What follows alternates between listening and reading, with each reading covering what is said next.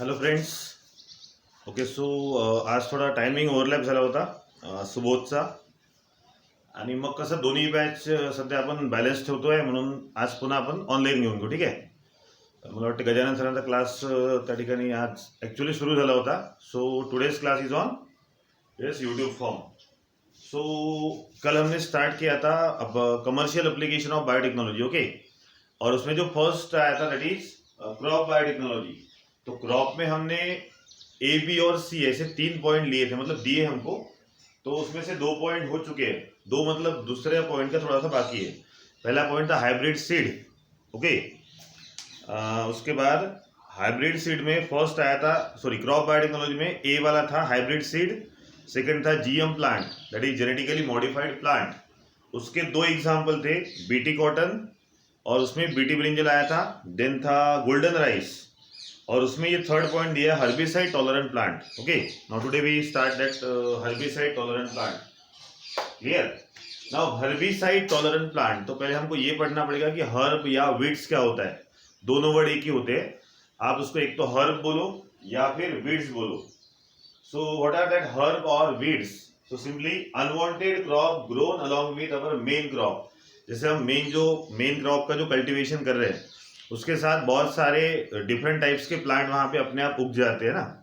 सो जो हमारे प्लांट को कॉम्पीट करते हैं for each and everything, that is जो फूड आप मतलब वो प्लांट जो फूड एब्सॉर्ब करेंगे फ्रॉम सॉइल, तो सेम अमाउंट में फूड ये वीड्स या हर्ब जो होते हैं, जो अनवांटेड क्रॉप है, जो हमने नहीं लगाया लेकिन वहाँ पे अपने आप लग जाते हैं. सो दैट वीड्स और that herb compete with our main crop for their food, then place, जगह उनकी, देन वाटर, और जो भी आगे हम उनको फर्टिलाइजर वगैरह सप्लाई करेंगे सब में ये जो वेट्स होते हैं ये वेट्स उनको एब्सॉर्ब कर लेते हैं. जिसकी वजह से होता क्या है कि हमारे मेन क्रॉप को जो भी सब न्यूट्रिएंट मिलना चाहिए वो कम मिलेंगे.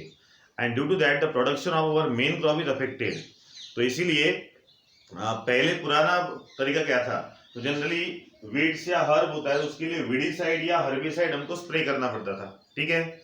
साइड मतलब किल. जैसे कल हमने इंसेक्टिसाइड भी लिया था, तो यहाँ जो वीड होता है तो उसको वीडीसाइड कहा जाता है और हर्ब है तो हर्बिसाइड. तो साइड का मतलब kill. So it is a special type of ये स्प्रेइंग टेक्निक और we can say that the medicine which is used to kill that herb और वीड्स. लेकिन इसका एक ड्रॉबैक था. ड्रॉबैक क्या था? एक तो ये पॉइजनस होता है, ठीक है, वो तो तकलीफ है ही. दूसरा सॉइल में जाएगा तो सॉइल में अमाउंट ऑफ पॉइजन या केमिकल बढ़ेंगे जिससे कि हमारी जो सॉइल होती है वो इनफर्टाइल हो सकती है.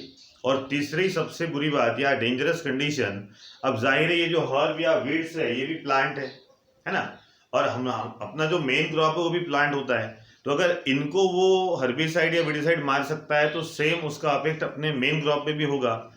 इसीलिए जनरली जो पुराना तरीका था, टेक्निक थी, that is using the herbicide और यस वीडिसाइड, वो थोड़ी सी अभी पीछे चली गई है.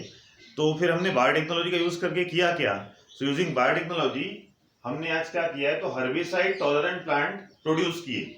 मतलब जो अपना मेन क्रॉप होता है उसके वो मेन क्रॉप के प्लांट में हमने कुछ जीन मॉडिफाई किया कि जब भी अगर हम हर्बिसाइड यूज करेंगे और अगर हर्बिसाइड जैसे हर्ब या वीड्स पे जा रहा है तो हमारे प्लांट पे भी जाएगा, लेकिन वो जो प्लांट है उसके अंदर हमने जो जीन चेंज किया due to modification in that gene, वो वीडिसाइड या हर्बिसाइड का हमारे मेन क्रॉप को कुछ भी अफेक्ट नहीं होगा. जो पहले होता था, हमारे प्लांट भी उससे मरते थे, लेकिन हमने मेन क्रॉप में अभी जीन मॉडिफाई किया जिसके वजह से ये जो हमारे मेन प्लांट होते हैं, मेन क्रॉप होता है, वो हर्बिसाइड को टॉलरेट कर लेते हैं. टॉलरेट करना मतलब उसको झेल लेना. There is no effect is seen on our main crop due to the herbicide और yes weedicide. So again using biotechnology we can modify the gene and makes the herbicide और वीडिसाइड टॉलरेंट प्लांट. क्लियर. तो ये था agriculture का एक point. अब इसमें जो दो हो चुके हैं, मतलब जैसे मैंने पहले कहा, फिर से बोल रहा हूँ, पहला था उसमें हाइब्रिड सीड, दूसरा जीएम प्लांट था. जीएम प्लांट में BT cotton, BT brinjal, then golden rice and herbicide tolerant plant. मतलब ये बी में सेकंड 4 सब पॉइंट आए थे. And now C point, last point regarding to agriculture, that is bio fertilizer. अब fertilizer क्या होता है? तो जनरली जब भी हम मेन क्रॉप कल्टिवेट करते हैं तो उनको, जैसे हमको न्यूट्रिएंट चाहिए तो प्लांट को भी न्यूट्रिएंट की जरूरत पड़ती है. प्लांट के जनरली दो टाइप के न्यूट्रिएंट्स होते हैं, एक तो मैक्रो न्यूट्रिएंट और दूसरे माइक्रो न्यूट्रिएंट.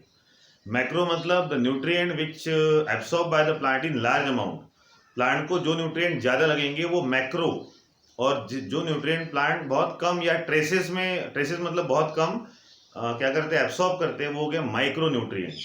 तो 3 स्पेशल प्राइमरी न्यूट्रिएंट है प्लांट के, दैट इज NPK, 9th में पढ़ा है हमने, नाइट्रोजन, फॉस्फोरस एंड पोटेशियम। ये 3 प्लांट को चाहिए ही चाहिए।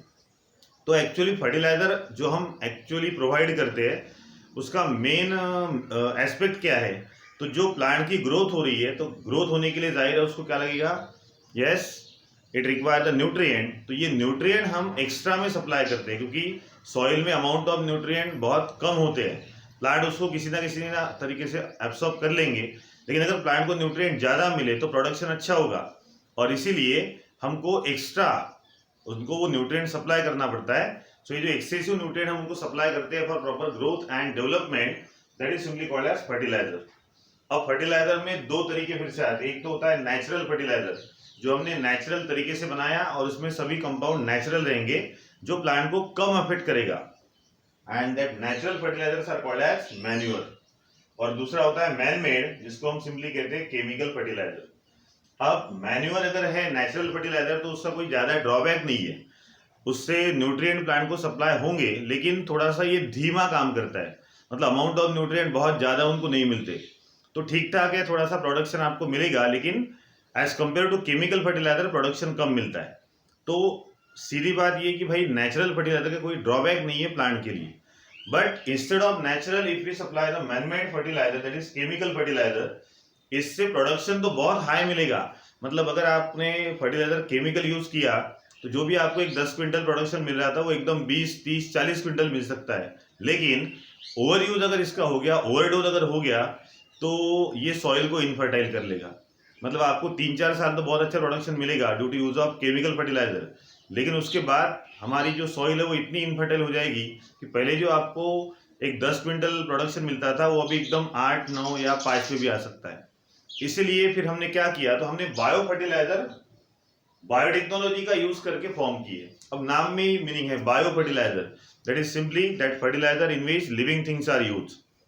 बायो फर्टिलाइजर का कोई ड्रॉबैक नहीं है, ये लिविंग थिंग होते हैं, और ये प्लांट को वो जो NPK that is nitrogen, phosphate या पोटेशियम जो होता है वो नेचुरली अवेलेबल करके देते हैं, जिसकी वजह से प्लांट की ग्रोथ अच्छी होगी और कोई ड्रॉबैक प्लांट में नहीं आएगा।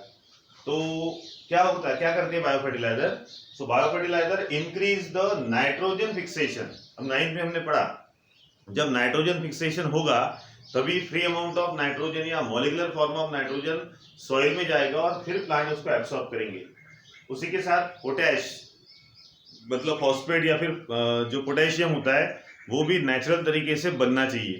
तो ये बायो फर्टिलाइजर जो लिविंग थिंग होते हैं, इसमें प्लांट भी आएंगे और एनिमल्स भी आएंगे, so they increase the nitrogen fixation in soil so that large amount of nitrogen is easily available for plant.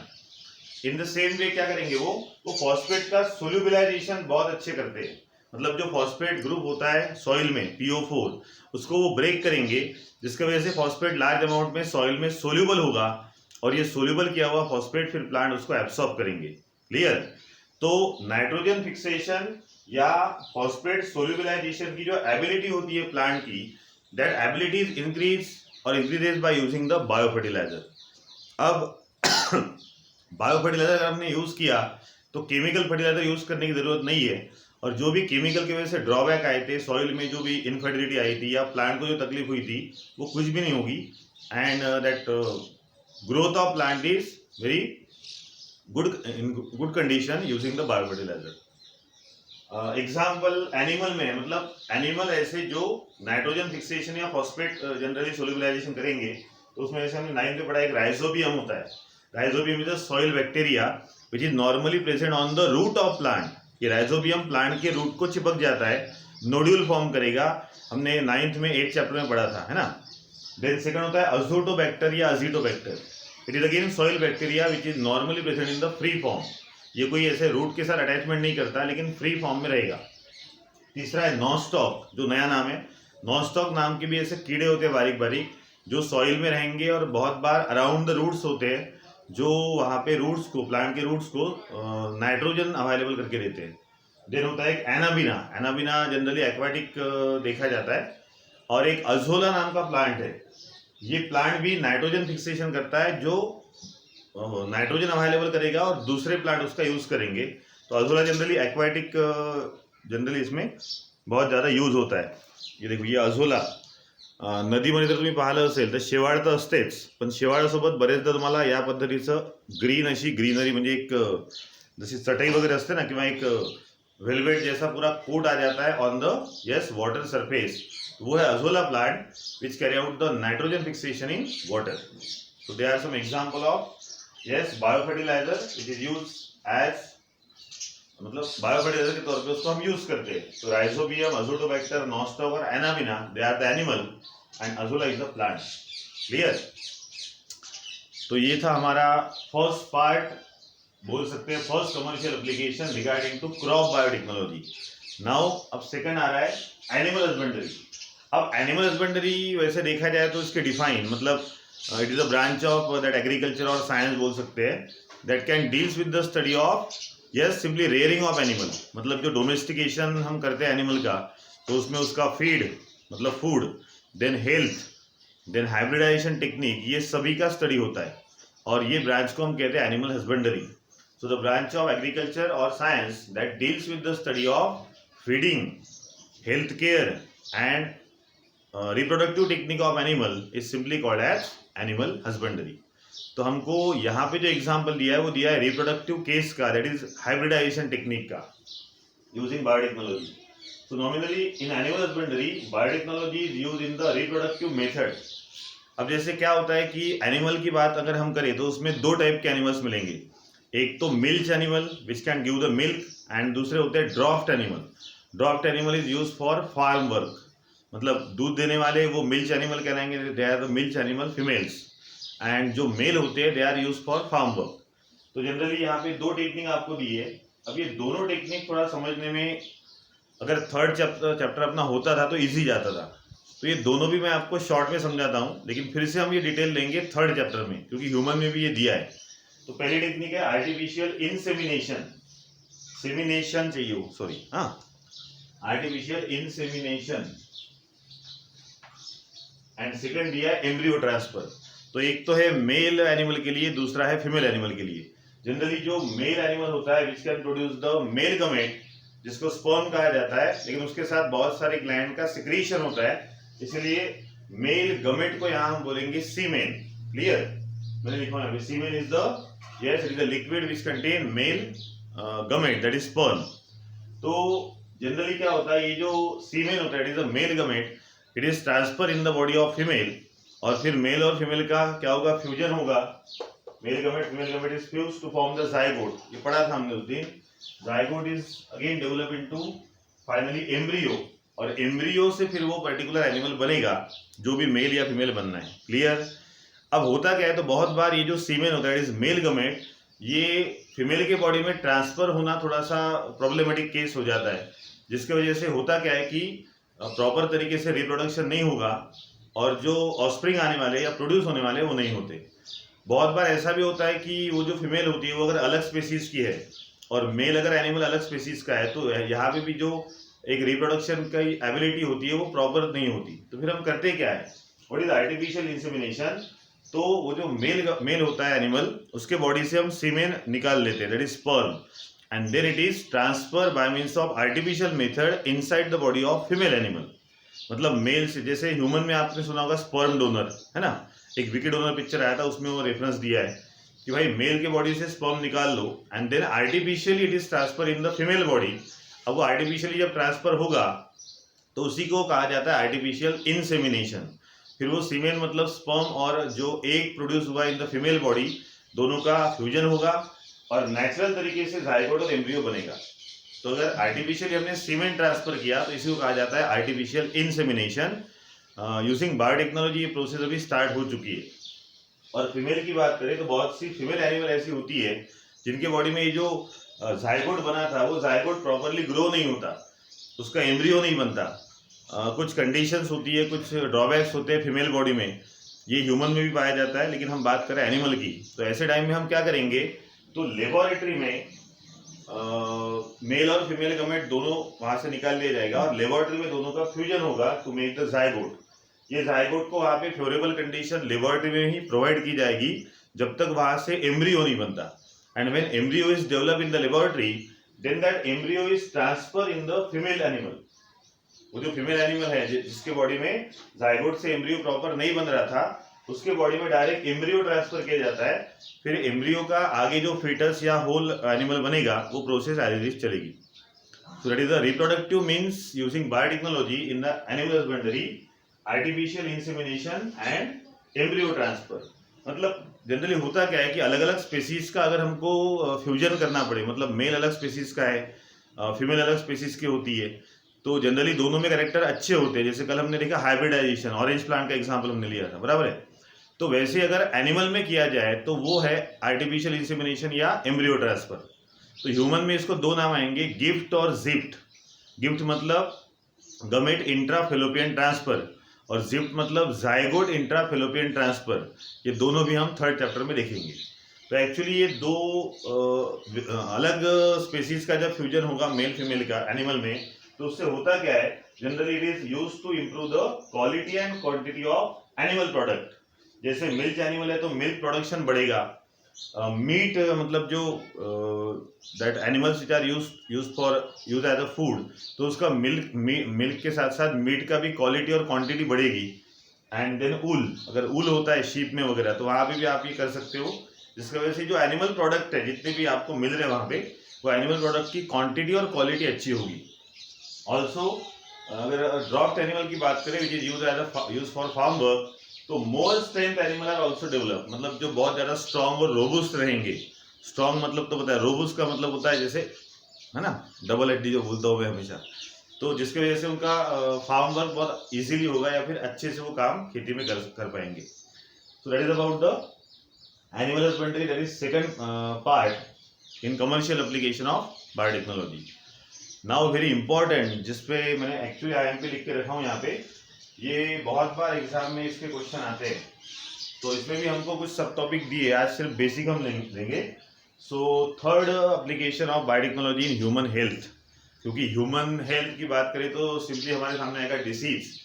सो दो मेन एस्पेक्ट है बायोटेक्नोलॉजी के as far as human health is concern, that is diagnosis and treatment of various types of diseases. क्योंकि अलग अलग disease आ रहे हैं, like corona के पहले भी बहुत से डिसीज आ गए, तो ये सभी डिसीज का डायग्नोसिस करना, मतलब एक्चुअली वो डिसीज हुआ है क्या वो पर्टिकुलर लिविंग थिंग को, वो देखना, और फिर बारी आती है उसके ट्रीटमेंट की। तो जनरली कोई भी डिसीज का डायग्नोसिस करना और उसका ट्रीटमेंट करना, ये दो मेन एस्पेक्ट है ह्यूमन हेल्थ के, अगर बायोटेक्नोलॉजी का उससे कनेक्शन जोड़ा जाए तो कुछ जनरल पॉइंट्स दिए, और बाद में फिर हम सब टॉपिक लेंगे, वैक्सीन वगैरह। तो पहला, biotechnology is use in the human health condition for diagnosis and treatment of various types of disease.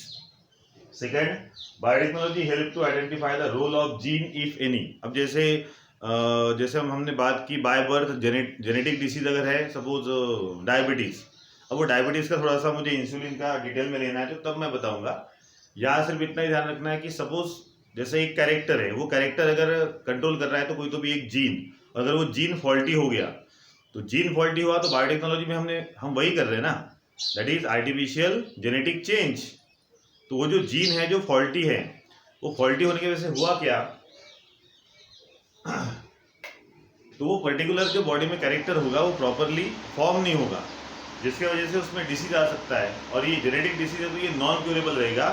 तो हम बायोटेक्नोलॉजी का यूज़ करके पहले ये देखेंगे कि भाई कोई जीन का इसमें रोल है क्या, वो डिसीज में जो जेनेटिक डिसीज है बाय बर्थ आया है, और अगर कोई रोल उसमें होगा तो फिर वो जीन को हम चेंज करेंगे, जीन को हम रिप्लेस भी कर सकते हैं, या फिर जीन के जो कोड होते हैं for particular character, it can be change using biotechnology. That is the second role of biotechnology in that human health. Third दिया है diagnosis of diabetes and heart disease like diagnosis of various types of diseases like that diabetes and heart disease, but it is possible before onset of symptom। अब इसका मतलब क्या है, जैसे किसी को डायबिटीज़ या हार्ट डिसीज़ है, अगर मुझे डायबिटीज़ है तो जब तक मुझे उसके सिम्टम नहीं दिखते तब तक मैं चेक नहीं करूँगा, बराबर है। तो यहाँ पे आज बायोटेक्नोलॉजी का यूज़ करके ये पॉसिबल है कि एक पर्टिकुलर कोई भी डिसीज़ हो, उसके अगर आपको सिम्टम भी नहीं आए, सिम्टम मतलब लक्षण म्हणतो ना अपन, वो दिखेगा तब जाके वो हम ट्रीट करेंगे, सॉरी डॉक्टर के पास जाएंगे, फिर जाके उसका डायग्नोसिस होगा। तो इवन सिम्टम दिखने के पहले ही आज आपको अगर डायबिटीज़ है तो आपको फ्यू मिनट्स में बिल्कुल उसकी टेस्ट हो सकती है। हार्ट डिसीज जब होगा तब होगा, लेकिन उसके पहले अगर हमको पता चल जाए कि भाई हार्ट डिसीज होने वाला है या फिर देयर इज अ चांस, तो पहले हम प्रिवेंशन कर सकते हैं। That is the prevention is better than cure, you all know. तो ऐसे बहुत सारे डिसीज है जिसको बिफोर सिम्टम आप खुद ही वहाँ पे चेक कर सकते हो इन पैथोलॉजी लैब यूजिंग बायोटेक्नोलॉजी। तो वो दिया है, सिम्टम के बगैर ही हम डिसीज पता कर सकते हैं। फोर्थ पॉइंट थोड़ा यहाँ लिखा, diagnosis of AIDS dengue in few minute, तो treatment can be done early. अब आजकल जैसे पहले था कि आज भी आप अगर ब्लड टेस्ट करते हो तो कम से कम 1 दिन 2 दिन लगता है, लेकिन फ्यू मिनट में ये जो बोल रहे थे ये सही है। अगर मैं वहाँ पे ब्लड टेस्ट करने गया तो बाकी के लोग भी वहाँ पे आएंगे, उनका भी ब्लड सैंपल वहाँ दिया रहेगा, तो मुझे तो प्रायोरिटी देगा नहीं ना, उतना टाइम तो लग रहा है। लेकिन पहले 8-8 10-10 दिन लगते थे। सादा अगर मलेरिया की अगर आपको टेस्ट करना है तो ब्लड सैंपल दे दो और 4-5 दिन के बाद वहाँ पे फिर आपको उसका रिजल्ट मिलता था कि पर्टिकुलर मलेरिया है कि नहीं है। तो आज यूजिंग बायोटेक्नोलॉजी एकदम फ्यू मिनट में पॉसिबल है। आप ब्लड टेस्ट दे दो, ब्लड वहाँ पे दे दो, उसका टेस्ट होने के बाद हार्डली आपको 1 दिन में या 2 दिन में उसका रिजल्ट मिल जाएगा। मतलब पता चल जाएगा कि पर्टिकुलर डिसीज आपको हुआ है कि नहीं है, और अगर हुआ है जल्दी पता चला तो उसका ट्रीटमेंट भी आप बहुत ईजिली जल्दी कर सकते हो। क्लियर। अब रहा सवाल लास्ट एग्जाम्पल इंसुलिन का, तो ये डायबिटिक का हमको डिटेल में दिया ही है, तो वो मे भी अब कल जैसे एडजस्ट होगा ऑनलाइन क्लास तो हम उसमें दोनों बैच में सेपरेटली क्लियर करेंगे। ठीक है। That is today's point, commercial application of biotechnology. Crop में लास्ट पॉइंट था हर्बिसाइड और बायो फर्टिलाइजर। फिर हमने लिया एनिमल हस्बेंडरी में artificial insemination and embryo transfer, and हमने थर्ड पॉइंट से स्टार्ट किया, that is health, human health में बायोटेक्नोलॉजी का application. Okay, now next as it is जैसे पॉसिबल होगा वैसे हम लेंगे। Okay, thank you.